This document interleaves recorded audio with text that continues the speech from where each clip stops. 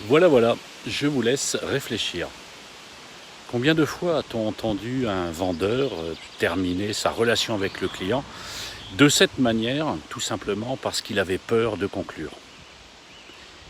Et là, le client se dit, pourquoi pas, il a raison, je vais réfléchir. Alors bien sûr, il y a mieux à faire. Dans la vente, il existe deux principales manières efficaces de conclure.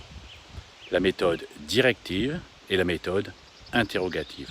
Très simplement, quand le vendeur peut se dire que les signaux sont au vert, que le client va sans doute acheter, qu'il l'a sans doute convaincu, la méthode directive est la meilleure des manières de conclure.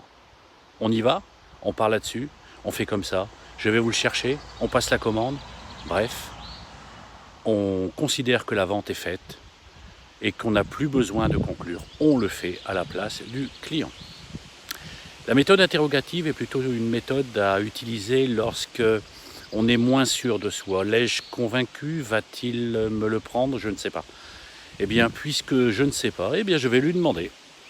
Et lui dire tout simplement quelque chose comme qu'en pensez-vous? De cette manière, j'amènerai le client à prendre ses responsabilités, j'amènerai le client à se prononcer. Et si toutefois il a encore une objection, il a encore une interrogation, alors à ce moment-là, elle sortira. Et s'il me répond, je vais réfléchir, le vendeur n'hésitera pas à lui demander, bien sûr, ce qui le fait hésiter. Voilà, petite technique très simple qui permet de conclure un certain nombre de ventes.